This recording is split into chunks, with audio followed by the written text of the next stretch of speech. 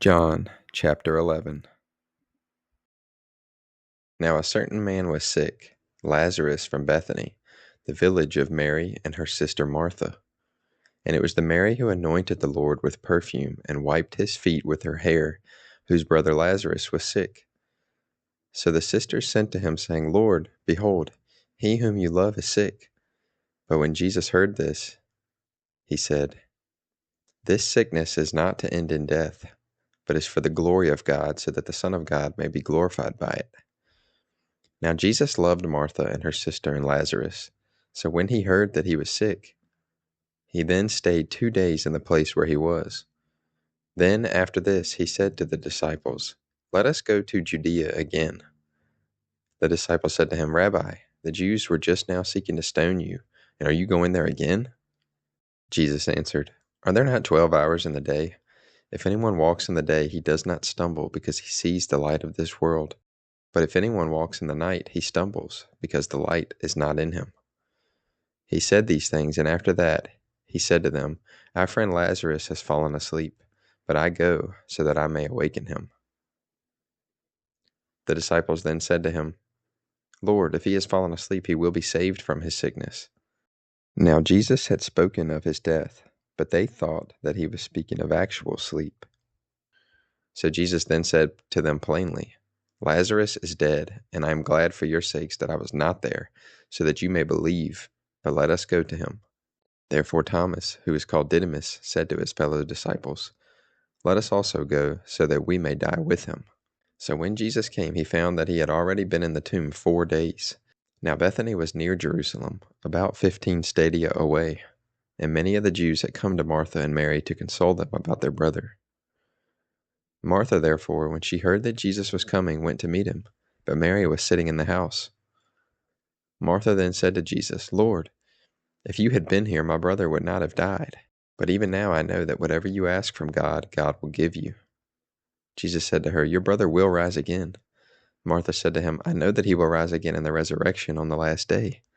Jesus said to her, I am the resurrection and the life. He who believes in me will live, even if he dies. And everyone who lives and believes in me will never die, ever. Do you believe this? She said to him, Yes, Lord, I have believed that you are the Christ, the Son of God, the one who comes into the world. And when she had said this, she went away and called Mary her sister, saying secretly, The teacher is here and is calling for you. And when she heard it, she got up quickly and was coming to him. Now Jesus had not yet come into the village, but was still in the place where Martha met him.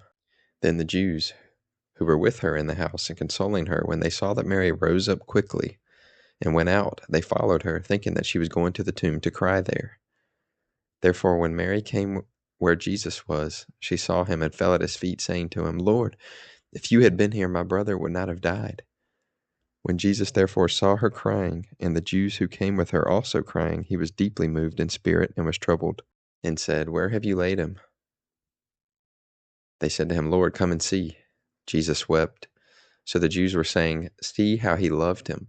But some of them said, Could not this man who opened the eyes of the blind man have kept this man also from dying? So Jesus, again being deeply moved within, came to the tomb. Now it was a cave, and a stone was lying against it. Jesus said, Remove the stone. Martha, the sister of the deceased, said to him, Lord, by this time he smells, for he has been dead 4 days. Jesus said to her, Did I not say to you that if you believe, you will see the glory of God? So they removed the stone. Then Jesus raised his eyes and said, Father, I thank you that you have heard me. And I knew that you always hear me, but because of the crowd standing around, I said this, so that they may believe that you sent me. And when he had said these things, he cried out with a loud voice, Lazarus, come forth.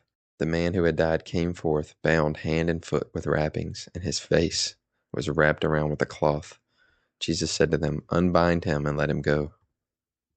Therefore many of the Jews who came to Mary and saw what he had done believed in him. But some of them went to the Pharisees and told them the things which Jesus had done. Therefore the chief priests and the Pharisees gathered the Sanhedrin together and were saying, What are we doing? For this man is doing many signs.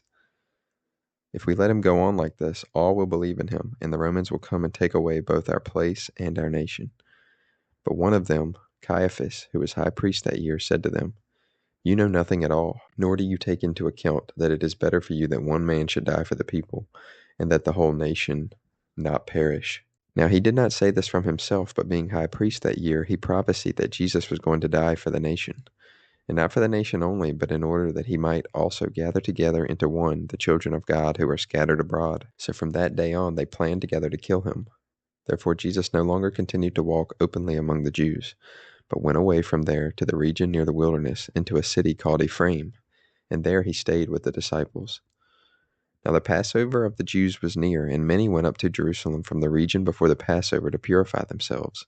So they were seeking Jesus, and were saying to one another as they stood in the temple, "What do you think, that he will not come to the feast at all?" Now the chief priests and the Pharisees had given orders that if anyone knew where he was to report it, so that they might seize him.